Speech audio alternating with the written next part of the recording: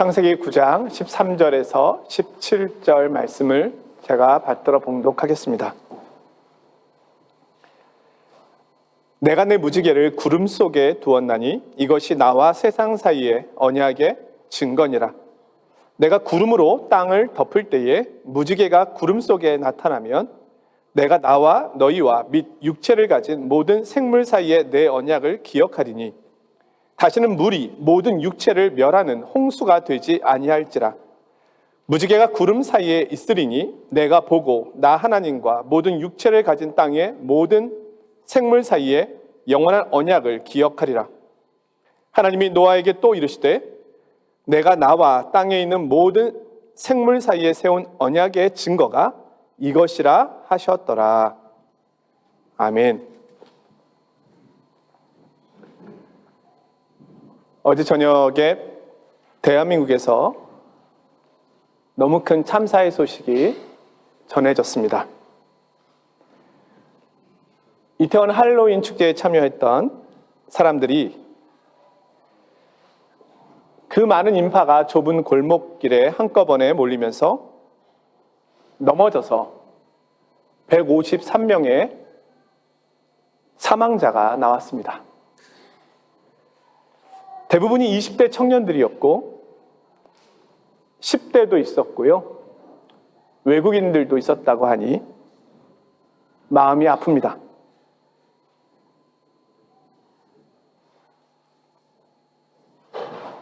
대한민국이 너무 아픕니다.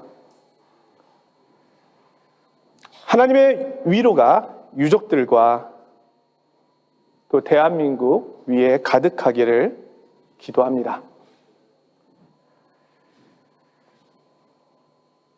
우리는 지켜야 할 것도 많고 인내해야 할 것도 많고 그렇게 수고하며 살아가고 있습니다.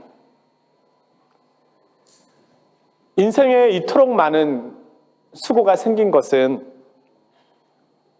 하나님의 말씀을 떠나 살게 되면서부터라고 성경은 이야기하고 있습니다. 반대로 참된 안식과 평안은 하나님의 말씀으로 돌아갈 때 주어진다고 말씀합니다. 성경은 계속해서 우리에게 이것을 들려주고 있습니다. 오늘은 가인과 아벨 이야기 다음에 펼쳐지는 그 다음 이야기에 대한 내용입니다. 그것은 죄악이 이제 세상을 뒤덮기 시작했다는 겁니다. 그리고 하나님께서는 다시 구원의 계획을 이루어가기 시작하십니다. 가인과 아벨 이후로 세상은 두 개의 큰 계보로 나뉘어 흘러가게 됩니다. 하나는 가인의 족보, 가인의 계보이고요. 또 하나는 아벨 다음에 태어난 셋의 계보입니다. 그런데 겉으로 보면 이 가인의 계보가 세상을 주도하고 있는 것처럼 보이고 셋의 족보는 주변인으로 살아가는 것처럼 보입니다. 그러나 하나님의 뜻은 셋의 계보를 통해서 보존되고 지켜집니다. 가인과 그의 후손들을 통해서 도시 문명이 탄생합니다. 기계 문명도 이들을 통해서 나옵니다. 가인의 6대 손 라멕은 두 아내를 취한 후에 악하고 음란하고 잔인한 삶을 사는 자로 가인보다 더 악해진 모습을 보여줍니다. 반면에 창세기 5장에는 아담의 아들 셋 계보가 나옵니다. 아담과 하와는 아벨 이후에 셋을 낳습니다. 셋은 하나님을 올바로 예배하고 하나님과 동행합니다. 그들은 문명사에 있어서 큰 이름을 남기지 않습니다. 그들의 발자취는 오직 하나님과 관계해서만 등장합니다. 하지만 우리에게 잘 알려진 이름은 이 셋의 족보입니다. 누가복음 3장에는 예수님의 족보가 나오는데요. 이 예수님의 족보가 셋의 족보까지 연결됩니다. 셋의 족보에는 우리가 알고 있는 여러 사람의 이름이 등장합니다. 아담, 셋, 에녹, 무드셀라, 라멕, 노아, 셈, 함, 야벳. 그런데 이 셋의 족보도 노아 시대에 일단 멈춥니다. 서로 다른 이 두 줄기의 계보가 내려오다가 노아 시대 때 이루어서는 하나로 합쳐진 것처럼 보입니다. 경건한 이들도 이제 죄의 영향 아래 있게 됩니다. 경건한 이들도 가인의 족보, 가인의 삶에 동참하게 됩니다. 그 당시의 모습을 창세기 6장 5, 6절에서 이렇게 설명하고 있습니다. 여호와께서 사람의 죄악이 세상에 가득함과 그의 마음으로 생각하는 모든 계획이 항상 악할 뿐임을 보시고 땅 위에 사람 지으셨음을 한탄하사 마음에 근심하시고. 죄의 힘은 점점 더 강해졌고 하나님께서 만드신 아름다운 창조 세계가 이제는 죄와 폭력, 음란과 인간의 욕심으로 뒤덮인 세상이 되어 버렸습니다. 성경은 이 시대에 타락을 주도한 사람들이 있었음을 보여주고 있는데요. 그 용사들 이야기를 들려줍니다. 이들의 출생이 좀 남다릅니다. 이렇게 소개되어 있습니다. 하나님의 아들들이 사람의 딸들의 아름다움을 보고 여자를 아내로 삼습니다. 여기서 네피림, 고대 용사, 거인족이 탄생합니다. 자, 이들이 누구일까요? 이것을 해석하기 위해서는 당시에 창세기가 기록되던 그 배경을 이해하는 것이 도움이 됩니다. 창세기가 기록되던 당시에는 고대 메소포타미아 신화가 널리 퍼져 있었습니다. 이 신화가 훗날에 그리스 로마 신화에 영향을 주었다고 일반적으로 말해집니다. 학자들은 창세기가 고대 거인족의 출생에 대한 신화적인 이야기를 담음으로 당시 그 문화적인 틀 안에 있는 사람들에게 이해시키려고 하였다라고 봅니다. 우리에게는 우스꽝스러운 이야기이지만 여기에 담긴 메시지를 통해서 죄와 타락에 대하여 그들이 이해할 수 있었다는 것이죠. 이 내용의 핵심은 노아 시대에 거인족에 의하여 주도되었던 음란, 잔인, 폭력 문화가 우주적인 사탄적인 기원을 가지고 있다는 겁니다. 즉, 아담과 하와를 유혹해서 죄 가운데 있게 했던 그 사단, 그 존재가 이제는 모든 인류에게 영향을 주었음을 보여주고 있는 것입니다.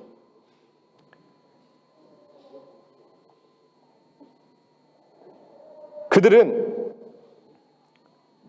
하늘에서 떨어진 타락한 자손들이라고 설명하고 있는 겁니다. 이제 이 세상이 하늘에서 내려온 이들의 강한 영향을 받아 더욱 타락하게 되었습니다. 이제는 그들의 타락으로 인하여 하나님의 분노와 실망은 극에 다다르게 되었습니다. 그때 노아가 태어났습니다. 노아가 태어난 때는 시대적으로 아주 암울한 때였습니다. 노아의 이름의 뜻은 위로입니다. 세상이 위로를 필요로 하였습니다. 그리고 노아는 이 타락한 세상에서 하나님과 동행한 의로운 사람이 되었습니다. 여러분, 세상의 위로자는 하나님과 동행하는 사람을 통해서 옵니다. 여러분, 누가 나를 위로해 줄 수 있을까요? 하나님과 동행하는 사람만이 나를 위로해 줄 수 있습니다. 하나님이 나를 위로해 주시고 하나님과 동행하는 하나님의 사람이 나를 위로해 줄 수 있습니다. 하나님께서는 더 이상 인간의 폭력과 죄악생을 보고 계실 수 없었습니다. 하나님께서는 자신을 믿는 노아를 통하여 그 시대의 사람들에게 120년 동안 경고를 하고 그 후에는 홍수로 심판하시겠다고 말씀하십니다. 하나님께서는 노아에게 큰 배를 지으라고 말씀하십니다. 그리고 땅의 모든 생명체까지 내가 물로 멸하겠다라고 선언하십니다. 그리고 배에 일부 동물을 실어서 생명을 보존토록 하시는데요. 모든 혈육 있는 동물을 한 쌍씩 실퇴, 가축과 새, 곧 제사를 드릴 때 쓰는 제물용 짐승은 7쌍씩 실도록 말씀하십니다. 노아가 480세에 홍수 경고를 받고 120년간 설교자로 살았다가 600세 되던 2월 17일 드디어 홍수가 시작되었습니다. 40일간 비가 내렸고요. 깊음에 샘물이 터졌고 하늘에서는 궁창의 물이 쏟아져 내렸습니다. 가장 높았던 천하의 산이 다 물에 잠기게 되었고 코로 숨을 내쉬는 모든 육지 생명체가 죽음을 맞이하였습니다. 오직 노아와 그와 함께했던 방주에 탔던 아내 그리고 3명의 아들과 며느리 이 8명만이 살아남았습니다. 물은 150일 동안 땅을 뒤덮고 있었습니다. 자, 우리는 창세기를 통하여 창조 이야기를 알고 있습니다. 하나님께서 세상을 창조하실 때 그것은 혼돈에서 질서를 가지고 오는 것이었습니다. 창조 시에 이 세상은 혼돈, 다 물 아래에 있었습니다. 하나님께서는 그곳에서 물을 물러나게 하시고 땅을 드러나게 하셨습니다. 그리고 그곳에 질서를 만드시고 인간과 동물을 두시고 에덴을 두셨습니다. 그런데 이제 그 창조 세계가 다시 인간의 불순종으로 인하여 망가지게 되었고 이제 창조 이전의 모습처럼 되돌아가 버렸습니다. 세상은 물에 잠겨버렸습니다. 자, 성경에서 보면 바다는 무질서와 혼돈과 악의 근원을 상징합니다. 하나님께서 물을 물러가게 하여 땅을 만드셨다는 것은 질서를 만드셨다는 것을 의미하고요. 또한 하나님께서 모세를 통하여 물로 덮여있던 홍해를 가르시고 마른 땅을 만드셔서 이스라엘 백성을 건너게 하셨다는 것은 이집트 파라오의 권세에서 건져내심으로 물을 가르친다는 것이 구원을 상징한다는 것을 보여주신 것입니다. 요한계시록 17장에 보면 죄악의 도시 바벨론이 나오는데요. 이 바벨론 도시가 물 위에 앉아있다라고 묘사되어 있습니다. 요한계시록 13장에는 바다에서 올라온 짐승이 있는데 이 짐승들이 폭력과 무력으로 인간들을 복종시키는 제국들을 상징한다고 말씀합니다. 근데 이들이 바다에서 올라옵니다. 요한계시록 21장 1절에서 5절을 보면 새하늘과 새 땅을 묘사하면서 이런 표현이 나옵니다. 눈물과 애통과 곡하는 것의 근원인 바다가 더 이상 존재하지 않더라.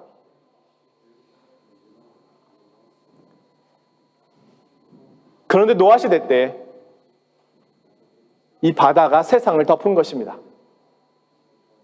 다시 혼돈의 세상이 되었습니다. 혼돈, 악의 힘이 일시적으로 승리한 것처럼 보였습니다. 그러나 홍수 위의 땅은 다시 솟아오릅니다. 물이 점점 물러가고 하나님께서는 다시 세상을 시작하십니다. 이제는 아담 인류가 아닌 노아 인류를 통하여 세상을 다시 시작하는 것입니다. 경건한 자를 통해 세상을 시작하셨습니다. 물이 땅에서 물러가고 150일 후에 줄어들었습니다. 방주는 아라랏산에 머물렀습니다. 홍수는 1년간 계속되었던 것입니다. 방주에서 나온 노아에게 하나님께서는 생육하고 땅에서 번성하라는 말씀을 들려주십니다. 이것은 아담에게 들려주셨던 명령이었습니다. 이제는 노아에게 말씀하십니다. 그리고 이제 다시 혼돈의 땅에 질서가 세워지기 시작합니다.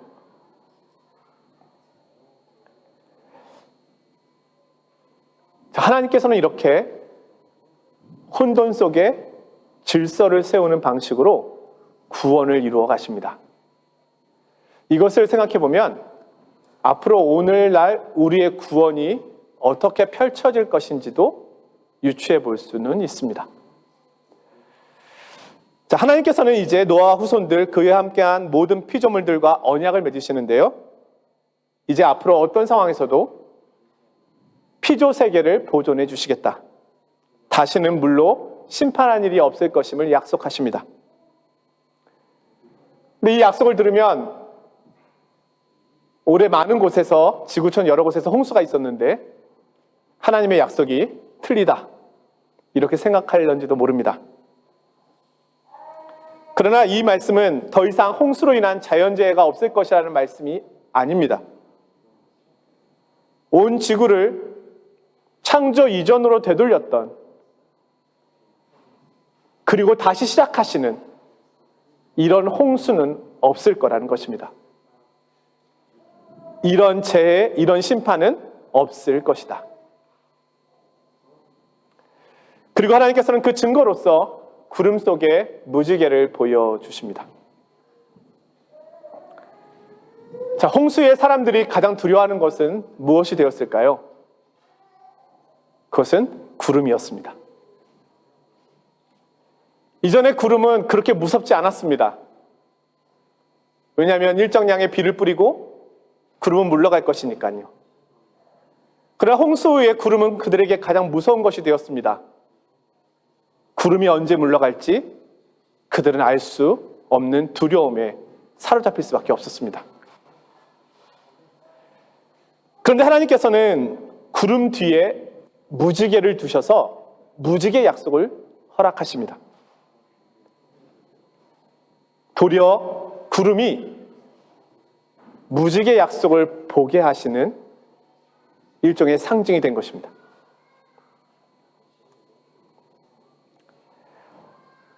사랑하는 성도 여러분, 오늘 이 말씀은 죄가 인간 속에서 어떤 일을 하고 있는지를 구체적으로 보여주고 있습니다. 성경에 나오는 죄의 모습들이 우리에게는 전혀 낯설지가 않습니다. 왜냐하면 우리가 살고 있는 이 세상도 크게 다르지 않습니다.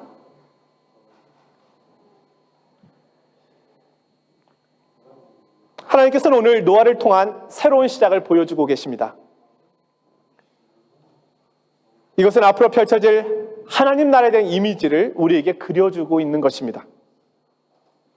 하나님께서 창조 이전으로 세상을 돌리시고 다시 시작하십니다. 하나님께서는 이와 마찬가지로 우리를 다시 회복시키십니다. 우리의 악함에도 불구하고 하나님은 자신의 계획을 반드시 이루어 가십니다. 하나님께서는 또한 약속을 주십니다. 그것은 구름 속의 무지개입니다. 구름은 필요합니다. 비는 있어야 합니다. 하지만 사람들은 구름을 두려워합니다.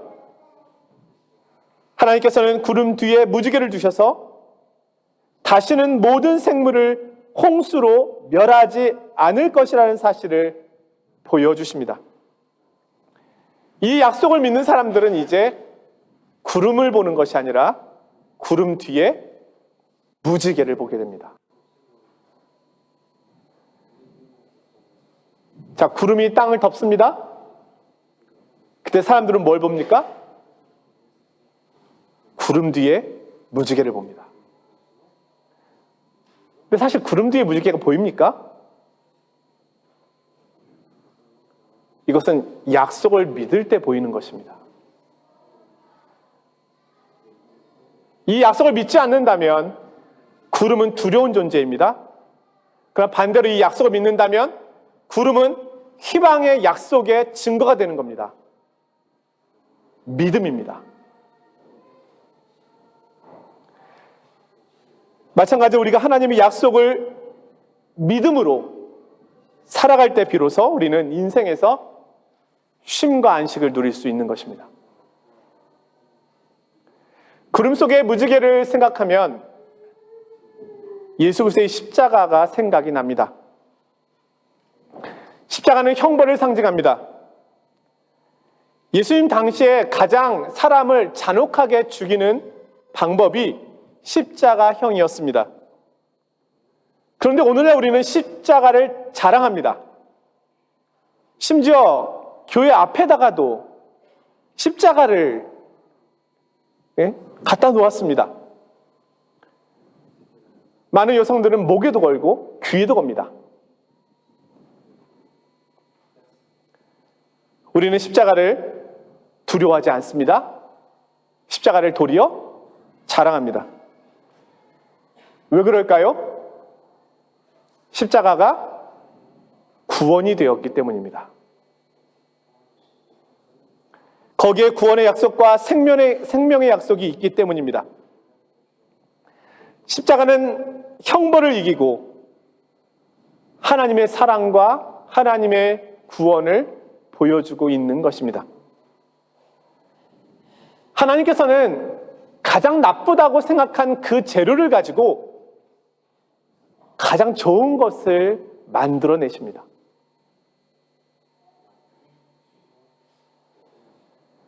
더 놀랍게 만드십니다.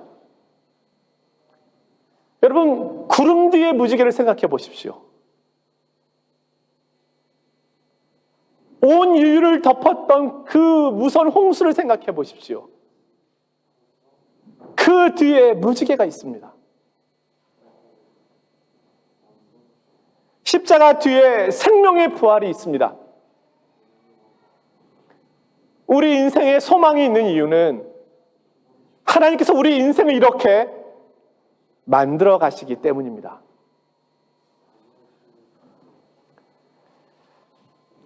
사랑하는 성도 여러분, 죄악의 바다가 우리를 삼키려고 합니다. 그러나 하나님께서는 반드시 바다를 가르시고 땅을 솟아나게 하십니다. 질서를 만드십니다. 구원을 이루어내십니다. 오늘 우리가 살아가고 있는 이 죄악의 바다 속에서, 바다 물결들 속에서 저와 여러분은 혹시 구름만을 보고 계시지는 않습니까? 세상의 어두운 죄악만을 보면서 한숨 쉬고 있지는 않습니까?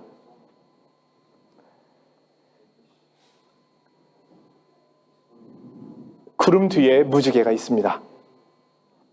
십자가 뒤에 부활이 있습니다. 죽음 뒤에는 생명이 있습니다. 어두움 뒤에는 빛이 있습니다. 심판 뒤에는 구원이 있습니다. 우리는 그 약속을 바라보는 사람들입니다. 그러하기에 오늘 우리는 이 시대 속에서도 소망을 이야기할 수 있습니다. 왜요? 가장 나쁜 것에서 가장 좋은 것을 만들어내시는 하나님의 능력과 약속을 바라보니까요. 오늘 말씀과 관계된 중국인들이 가장 좋아하는 찬양, 예전에도 한번 소개한 적이 있는데 한국어 번역본으로 말씀과 관계되었기 때문에 한번 찾아보았습니다. 읽어보겠습니다. 제목은 운상태양, 구름 위 태양. 어디에서나 산 위에서나 어두운 골짜기에 쓰러질 때도 고개를 들면 알 수 있어요. 주님이 함께 하심을. 구름 위 태양 변하지 않죠. 비록 비가 내릴지라도. 구름 위 태양 변하지 않죠. 변하지 않죠. 주님이 준비하셨죠. 오늘은 종교개혁 기념 주일입니다. 복음이 유럽의 역사를 바꾼 것을 기념하는 날입니다. 그런 날 대한민국에 들려온 소식은 또 우리를 너무 가슴 아프게 하고 있기도 합니다. 그러나 우리는 아픔만을 보지는 않습니다. 소망을 보아야 합니다. 이 시대를 향한 하나님의 음성을 들어야 하겠습니다. 구름 뒤의 무지개를 보아야 하겠습니다. 또한 우리 믿는 사람들이 그렇게 살아가고 있는지를 보아야 하겠습니다. 한 주간 동안도 우리의 삶을 인도해 가시는 그 하나님을 바라보기를 원합니다. 저는 말씀을 준비하면서 이 생각을 해보았습니다. 내가 드리는 이 예배가 마지막으로 드리는 예배라면 이 세상에서 혹시 내가 드리는 마지막 예배라면 나는 어떻게 드려야 할까? 오늘 하나님께서 우리에게 말씀하시는 음성은 이런 것과 관계된 음성이지 않겠습니까? 이 약속과 소망 속에서 믿음으로 나아가시는, 그렇게 또 수고하시는 저와 여러분들이 되시기를 주의 이름으로 축원드립니다. 거룩하신 하나님 아버지, 우리는 구름을 보고 두려워하고 구름을 보고 아파하고 구름을 보고 힘겨워합니다. 그러나 이러한 저희들을 너무너무 잘 아시기에 구름 뒤에 무지개를 두셨음을 말씀해 주십니다. 우리는 무지개를 봅니다. 하나님의 약속을 봅니다. 하나님, 이 세상은 하나님의 것입니다. 저희들은 하나님의 것입니다. 하나님, 악이 물러가고 악이 심판을 받고 새하늘과 새 땅이 펼쳐지는 그 나라를 저희들은 기다리고 사모합니다. 하나님께서 그렇게 저희들에게 미리 보여주고 계십니다. 주님, 저희들 움츠리지 말고 하나님의 약속을 믿고 더욱더 열심히 성실하게 더욱더 힘써 주님의 뜻 가운데 살아가는 믿음이 되게 하여 주옵소서. 하나님, 구름 뒤에 하나님의 약속이 오늘 저희들로 하여금 힘있게 하시고 저희들로 하여금 살아있는 이유가 되게 하시고 소망의 이유가 되게 하옵소서. 예수 그리스도의 이름으로 기도드리옵나이다. 아멘.